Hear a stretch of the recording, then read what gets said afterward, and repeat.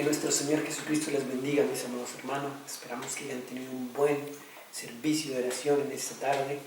Recuerden que mientras nosotros ponemos los signos, ustedes en sus hogares pueden hacer su oración personal allí con ustedes. No es que nos desconectamos, simplemente es que damos un tiempo para que usted pueda orar en sus hogares y puedan tener su momento personal con Dios. Bueno, no siendo más, recuerden que estamos estudiando el Nuevo Testamento, entonces hoy vamos a continuar con ello y pues queremos hacerlo en esta tarde ahora mismo. Estaremos estudiando el libro de los Efesios y Filipenses. Entonces no se desconecten, quédense con nosotros después de esta gran bendición del servicio.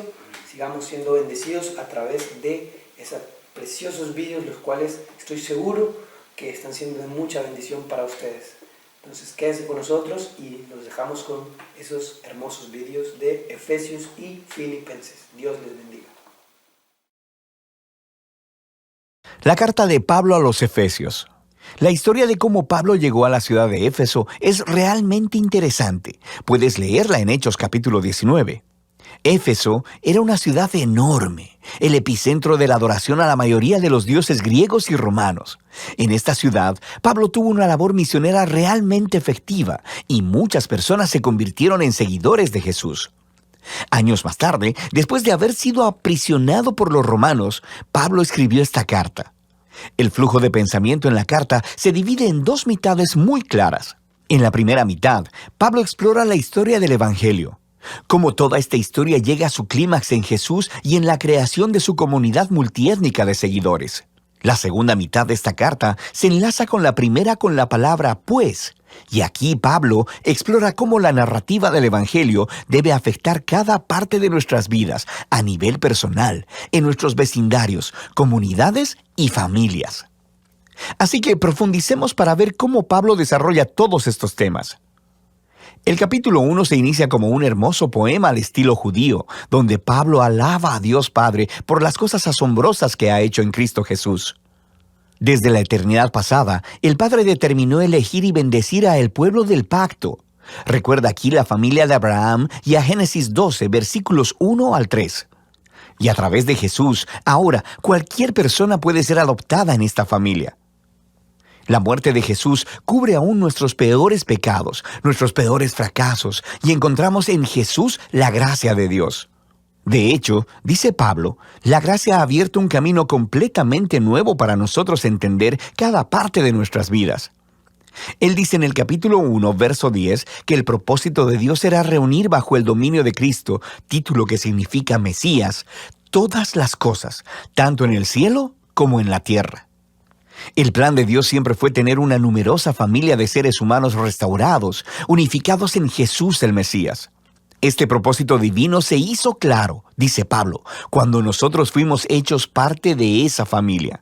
Y aquí, él se refiere a los judíos étnicos de la familia de Abraham, pero luego Pablo habla de cómo ustedes, refiriéndose aquí a los no judíos, escucharon acerca de Jesús, de la salvación a través de él, y fueron hechos parte de esta familia por la obra del Espíritu Santo. De manera que aquí, él se refiere a los eventos que se cuentan en las historias del libro de los Hechos, acerca de cómo el Espíritu de Dios unió a los judíos y a los no judíos en una sola familia bajo Jesús, tal como Dios le prometió a Abraham hacía mucho tiempo. Nota también cómo en este poema, Pablo comienza hablando acerca de Dios Padre, luego acerca de Jesús, el Hijo, y aquí al final está hablando del Espíritu. Las tres personas de la Trinidad trabajan juntas. Es realmente genial cómo Pablo narra el contenido del Evangelio. Después del poema, Pablo responde con una oración. Él ora para que estos seguidores de Jesús no solo conozcan cosas del Evangelio, sino que experimenten su poder de manera personal, para que sean vitalizados por ese mismo poder que levantó a Jesús de los muertos y que lo colocó como la cabeza exaltada de todo el universo. Ahora, en el capítulo 2, Pablo regresa y desarrolla algunas de las ideas principales del poema en el capítulo 1, especialmente acerca de la gracia de Dios y de esta nueva familia multiétnica de Jesús. Él comienza contando de nuevo la historia de cómo estos cristianos no judíos conocieron a Jesús. Antes de escuchar sobre Jesús, estaban físicamente vivos, pero espiritualmente muertos. Estaban atrapados en una vida sin propósito, de egoísmo y de pecado, y además estaban engañados por las oscuras fuerzas espirituales del mal. Pero asombrosamente, Dios en su gran amor y misericordia los salvó, perdonó todos sus pecados y sus vidas a la vida resucitada de Jesús y trayéndolos así también a la vida. Así que ahora, habiendo sido creados como nuevos seres humanos a través de Jesús, ellos tienen el gozo de descubrir toda la dimensión de su nuevo llamado, propósito y de las obras que Dios ha preparado para ellos. A ellos no solo les ha sido mostrada la gracia de Dios, sino que también han sido invitados a formar parte de una nueva familia. Antes de escuchar sobre Jesús, estas personas no judías no solo estaban apartadas de Dios, sino también estaban apartadas de su pueblo del pacto, la familia de Abraham. Y por una razón realmente práctica, los mandamientos del pacto del Sinaí formaban una especie de frontera alrededor de la familia del pacto. Eran como una barrera que mantenía alejadas a la mayoría de las personas no judías. Pero en Jesús, las leyes de la Torá han sido cumplidas y la barrera ha sido removida. Los dos grupos étnicos se han convertido, como dice Pablo, en una nueva humanidad unificada y que pueden vivir juntos y en paz. Así que Pablo continúa en el capítulo 3 maravillándose en el rol especial que pudo desempeñar para esparcir estas buenas nuevas a las personas no judías. Y aunque él está en prisión, le da gracias a Dios por la oportunidad que ha tenido de ver un gran crecimiento de la familia del pacto. Así que Pablo cierra la primera mitad de la carta con otra oración. Esta vez, él ora para que los seguidores de Jesús sean fortalecidos por el Espíritu de Dios para simplemente comprender y conocer el amor que Cristo tiene por su pueblo. La segunda mitad de la carta comienza con Pablo cambiando la marcha y empieza a retar al lector a que responda a la narrativa del Evangelio en la manera en que vive su vida. Así que empieza el capítulo 4 simplemente con la vida diaria de la iglesia.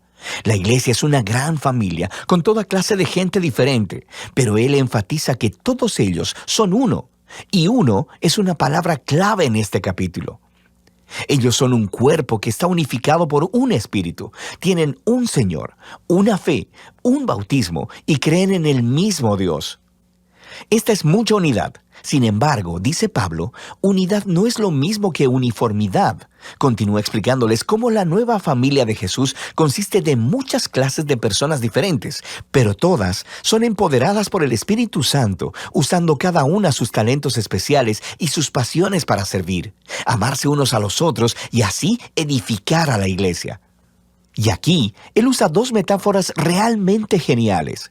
Una es la de edificar la iglesia como a un nuevo templo, y la segunda, que todos los miembros se están convirtiendo en una nueva humanidad con Jesús como su cabeza. Y esta nueva humanidad es una metáfora que él seguirá desarrollando en los siguientes capítulos. Pablo reta a cada cristiano a despojarse de su vieja humanidad, como si fuera una ropa vieja, y vestirse de la nueva humanidad en la cual la imagen de Dios está siendo restaurada. Y luego, él continúa con una larga sección donde compara la nueva y la vieja humanidad. Así que, en lugar de mentir, los nuevos humanos dicen la verdad. En lugar de guardar el enojo, resuelven pacíficamente sus conflictos. En lugar de robar, los nuevos humanos son generosos. En lugar de chismear, animan a otros con sus palabras. En lugar de vengarse, los nuevos humanos perdonan. En lugar de satisfacer todo impulso sexual, los nuevos humanos cultivan el dominio propio de sus deseos corporales. En lugar de emborracharse, los nuevos humanos están bajo la influencia del Espíritu de Dios, y Pablo describe de 4 maneras diferentes cómo luce esta influencia. Las primeras 2 tienen que ver con el canto, cantar juntos y también cantar a solas. Y es muy interesante que lo primero que Pablo piensa acerca de cómo trabaja el Espíritu en las vidas del pueblo de Jesús es el canto y la música. La tercera señal de la influencia del Espíritu es estar agradecido en todo. Y la cuarta es que el Espíritu obligará a los seguidores de Jesús a ponerse por debajo de los demás y a considerar a los demás como más importantes que ellos mismos. Y Pablo desarrolla este cuarto punto, mostrando cómo funciona en el matrimonio cristiano. Tienes a una esposa que sigue a Jesús. Ella es llamada a respetar a su esposo y a permitir que él se haga responsable de ella. Y el esposo es llamado a amar a su esposa y a usar su responsabilidad para someter su agenda egoísta y priorizar el bienestar de su esposa por encima del suyo. Y Pablo dice que esta clase de matrimonio está representando la narrativa del Evangelio. Las acciones del esposo imitan a Jesús, su amor y autosacrificio. Las acciones de la esposa imitan a la iglesia, quien permite que Jesús la ame y la renueve. Luego, Pablo aplica la misma idea entre los hijos y los padres, y también entre los esclavos y amos. Pablo cierra la carta recordándoles a estos cristianos sobre lo real que es la maldad espiritual. Estos son seres y fuerzas que tratarán de socavar la unidad del pueblo de Jesús y dañar su nueva humanidad. Así que Pablo los reta a permanecer firmes y a vestirse de una armadura metafórica, la cual él describe en detalle. Y Pablo extrae todas estas piezas de armadura del libro de Isaías y de cómo Isaías describió al rey mesiánico. Así que ahora, como seguidores del Mesías, debemos hacer nuestros los atributos del Mesías, ya que formamos el cuerpo de Jesús. De manera práctica, creo que Pablo quiere que los cristianos empiecen a formar nuevos hábitos, utilizando la oración, las escrituras y nuestras relaciones de los unos con los otros para proactivamente ayudarnos a crecer y a madurar como seguidores de Jesús. Y esa es la carta a los Efesios, una muy poderosa. Es aquí donde Pablo resume toda la narrativa del Evangelio y muestra cómo esta narrativa debería moldear cada parte de la historia de nuestra vida. La carta de Pablo a los Filipenses. La iglesia en Filipos fue la primera comunidad de Jesús que Pablo fundó en Europa Oriental, y esa historia se nos cuenta en Hechos capítulo 16. Filipos era una colonia romana en la antigua Macedonia, estaba llena de soldados retirados y era conocida por su nacionalismo patriótico.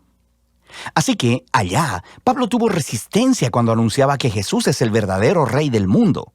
Después de que Pablo salió de allá, aquellos que se hicieron seguidores de Jesús continuaron sufriendo resistencia, incluso persecución, pero siguieron siendo una comunidad vibrante, fiel al camino de Jesús.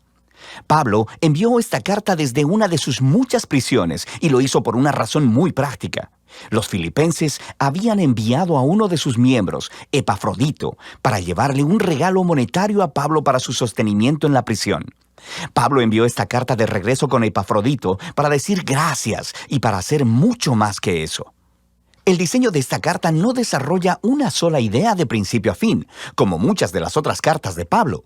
Más bien, Pablo ha reunido una serie de ensayos cortos, reflexivos o bocetos, y todos giran alrededor del centro de gravedad de esta carta, un poema en el capítulo 2. Este recuenta artísticamente la historia de la encarnación del Mesías, su vida, muerte, resurrección y exaltación. Luego, en cada uno de los bocetos, Pablo tomará palabras o ideas claves de ese poema para mostrar que el vivir como cristiano significa ver tu propia historia como una expresión viva de la historia de Jesús.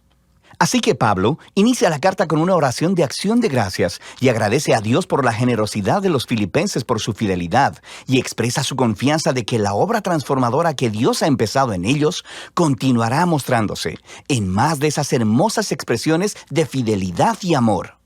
Y Pablo, luego, se enfoca en la preocupación más obvia de ellos en ese momento, que es su condición en la prisión. Estar en una prisión romana no era algo fácil, pero paradójicamente había resultado en algo bueno para extender las buenas nuevas acerca de Jesús. Todos los guardias romanos, los administradores, todos saben que Pablo está en prisión por anunciar a Jesús como el Señor resucitado. Y su aprisionamiento ha inspirado confianza en otros cristianos para hablar de Jesús más abiertamente. Y Pablo es optimista de que será liberado de la prisión. Pero es posible que sea ejecutado. Y mientras reflexiona en esto, dice que realmente no sería tan malo, porque para mí, dice Pablo, vivir es el Mesías y morir es ganancia. Para Pablo, su vida en el presente y en el futuro es definida por la vida y el amor de Jesús por él. Así que, si es ejecutado, eso quiere decir que estará con Jesús, lo que sería grandioso para él. Y si es liberado, significa que puede seguir trabajando para empezar más comunidades de Jesús, lo que sería mejor para las demás personas. Y esto es lo que él espera que suceda. Y nota cómo funciona este flujo de pensamiento. Morir por Jesús no es el verdadero sacrificio para Pablo. Más bien, es permanecer vivo para servir a otros. Así que esa es la manera de Pablo de participar en la historia de Jesús. Sufrir para amar a otros más que a sí mismo. Pablo luego se vuelve a los filipenses y los exhorta a participar del ejemplo de Jesús pensando de la misma manera que él. Les dice, sus vidas como ciudadanos deben ser consistentes con las buenas nuevas del Mesías. Así que estos cristianos en Filipos vivían en un semillero de patriotismo romano, pero su manera de vivir debe ser moldeada por otro rey, Jesús, y eso podría traer persecución. Pero ellos no deben temer sufrir por estar asociados a Jesús, porque es la manera de vivir la historia de Jesús mismo, lo que lleva a Pablo al gran poema del capítulo 2. Es muy rico y está lleno de ecos de pasajes del Antiguo Testamento, especialmente la historia de Adán y su rebelión en Génesis 1 al 3 y de los poemas del siervo sufriente en el libro de Isaías. Este poema es digno de memorizarse. Es una hermosa versión condensada de la narrativa del Evangelio. Antes de volverse humano, el Mesías existía en un estado de gloria e igualdad con Dios. Y a diferencia de Adán, quien trató de alcanzar la igualdad con Dios, el Mesías eligió no explotar su condición de igualdad para beneficio propio. Más bien, se despojó a sí mismo de esa condición. Se hizo hombre, se volvió siervo de todos y aún más que eso, permitió que lo humillaran. Él fue obediente al Padre al ir a morir en una cruz romana. Pero a través del poder y la gracia de Dios, la vergonzosa muerte del Mesías fue revertida a través de la resurrección. Y ahora Dios ha exaltado a Jesús hasta lo sumo, como el Rey sobre todo cuanto existe, otorgándole un nombre que es sobre todo nombre, para que toda la creación reconozca que Jesús, el Mesías, es Señor, para la gloria de Dios Padre. Ahora, esta última declaración es asombrosa. Pablo está citando Isaías capítulo 45, un pasaje donde toda la creación reconoce al Dios de Israel como Señor. El punto de Pablo aquí es muy claro. En el Jesús crucificado y resucitado, descubrimos que el único y verdadero Dios de Israel consiste en Dios el Padre y el Señor Jesús. Así que para Pablo, este poema expresa su convicción acerca de quién es Jesús. Y hace algo más. Ofrece el ejemplo de Jesús como una manera de vivir que sus seguidores deben imitar. De manera que por esta razón, Pablo continúa inmediatamente contando dos historias. Primero, acerca de Timoteo y luego sobre Epafrodito, porque ambas son ejemplos de personas que están viviendo la historia de Jesús. Timoteo es como Jesús, porque él está constantemente preocupado por el bienestar de otras personas, más que por el suyo.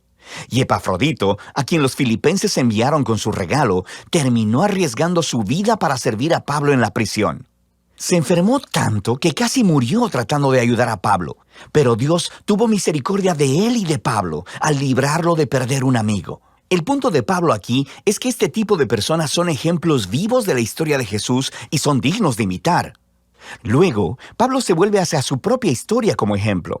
Esos cristianos que habían estado demandando la circuncisión de los cristianos no judíos, recuerda su carta a los Gálatas, todavía están causándole problemas a Pablo. Le siguen recordando de su pasado cuando solía perseguir a los seguidores de Jesús, cuando intentaba mostrar su rectitud delante de Dios con su celosa obediencia de las leyes de la Torá. Pero al igual que Jesús, Pablo ha desechado todo ese estatus y privilegio. Él considera todo eso como basura, y la palabra que él usa es de hecho mucho menos cortés. Él está despojándose de todo para hacerse un siervo al igual que Jesús, para participar de sus sufrimientos y de su amor sacrificial. Y hace todo esto esperando que el amor de Cristo lo sostenga hasta la muerte y hasta la resurrección. Así que Pablo dice que para los seguidores de Jesús, su verdadera ciudadanía está en los cielos. Pero para Pablo, esto no significa que debemos estar esperando salir de la tierra e ir al cielo algún día. Más bien, el cielo es el lugar trascendente donde Jesús gobierna como Rey. Y él dice, esperamos ansiosamente que nuestro Rey Salvador venga de ahí y regrese, para traer su reino de justicia sanadora y de amor transformador, para producir una nueva creación. Luego, Pablo reta a los filipenses a seguir viviendo la historia de Jesús. Él primero se dirige a dos mujeres líderes prominentes en la iglesia que trabajaron junto a Pablo, y ellas tienen alguna clase de conflicto. Así que Pablo les ruega que sigan el ejemplo de humildad de Jesús, que se reconcilien y sean unificadas. Pablo luego exhorta a los filipenses a no rendirse al temor, sino que a pesar de la persecución, expresen todas sus emociones y necesidades a Dios, quien les dará paz. Y esa paz, dice Pablo, viene al enfocar sus pensamientos en lo que es bueno, verdadero y amable. Siempre hay algo por lo que podrías quejarte, pero un seguidor de Jesús sabe que todo en la vida es un regalo, y podemos elegir ver la belleza y la gracia en cualquier circunstancia de la vida. Lo que lleva a Pablo a su conclusión. Él agradece una vez más por el regalo sacrificial de los filipenses y quiere que sepan que sus prisiones, sus tiempos de pobreza, no son verdaderas dificultades para él. De hecho, se convirtieron en sus mejores maestros, mostrándole que no importan sus circunstancias. Él ha aprendido el secreto del contentamiento, la simple dependencia en aquel que lo fortalece. Pablo ha llegado a ver su propio sufrimiento como una participación en la historia de Jesús. La carta a los filipenses nos da un vistazo único en el corazón y la mente de Pablo. Él veía su vida entera como una representación de la historia de Jesús. Y en esta carta puedes sentir su conexión cercana con Jesús, su conciencia de que el amor y la presencia de Jesús están más cercanos a él que su propia piel, y que eso es lo que le da esperanza y humildad en sus horas más oscuras. Así que Pablo nos muestra que conocer a Jesús es siempre un encuentro personal y transformador, y que esa es la clase de Jesús al que Pablo invita a los demás a seguir. Y de eso se trata la carta de Pablo a los filipenses.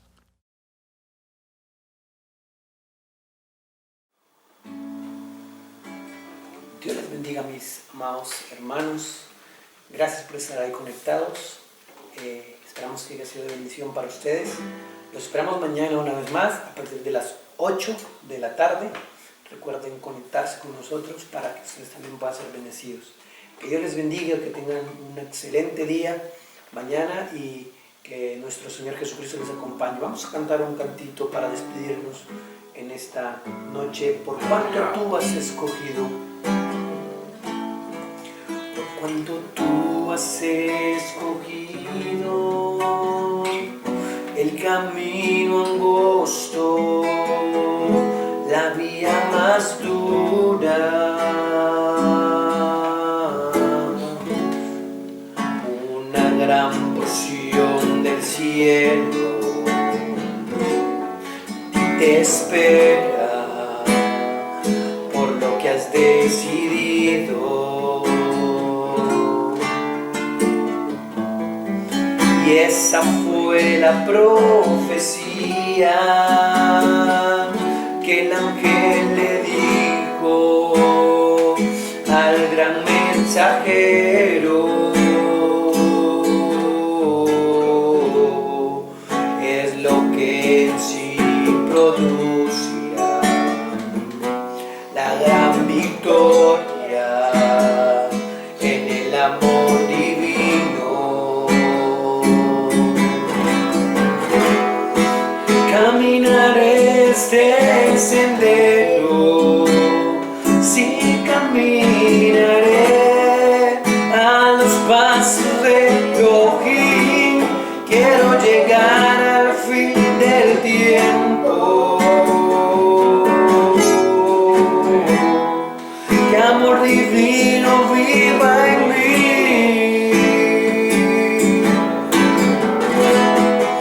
Caminaré este sendero, sí caminaré a los pasos de Elohim. Quiero llegar al fin del tiempo. Que amor divino viva en mí. Que amor divino viva en mí.